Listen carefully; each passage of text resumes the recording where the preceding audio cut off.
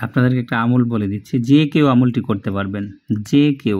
হ্যাঁ, আমলটি করলে যদি আপনারা বিবাহতে রাজি করাতে চান কাউকে, সেটা আপনার নিজের ছেলে মেয়েকে, অথবা আপনি কাউকে ভালোবাসেন তাকে, অথবা কোনো ছেলে মেয়ে বিয়ে করতে চায় না, যে কাউকে বিয়েতে রাজি করাতে চাইলে এই আমলটি করলে অত্যন্ত কার্যকরী পরীক্ষিত। কিভাবে করবেন আমি নিয়মটা বলে দিচ্ছি। উক্ত আয়াত, আমি আয়াতটা একদম ভালো করে পড়ে শোনাই দেবো, স্পষ্ট করে বলে দিব, নিজেরটা নিজেই করে নিতে পারবেন। ঠিক আছে? কিভাবে করবেন? নিয়ম হচ্ছে, একটা মসজিদ থেকে মাটি সংগ্রহ করবেন শুক্রবার দিন।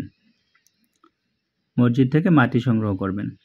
মাটি সংগ্রহ করে মাটিটাকে রুটির মতো করে বানাবেন, যেভাবে আটা দিয়ে ময়দা দিয়ে এটা পানিতে গুলে যেভাবে রুটি বানায় ওইভাবে রুটি বানাবেন। রুটি বানাইয়া এই আয়াতটা লিখতে হবে রুটির উপরে। আপনি নিজে না পারলে কাউকে দিয়ে লেখাই নেবেন।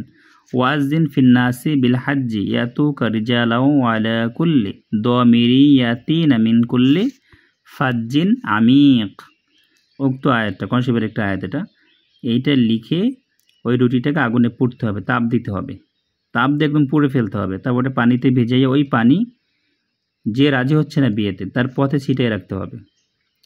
ছেলে হোক মেয়ে হোক, অথবা আপনার ভালোবাসার মানুষ হোক, অথবা আপনি যাকে বিয়েতে রাজি করাতে চান, পথে ছিটিয়ে দেবেন। এটা পরপর 7 দিন করতে হবে, 7 জুমা করলে পাগলের মতো হয়ে বিয়েতে রাজি হয়ে যাবে। অত্যন্ত কার্যকারী পরীক্ষিত।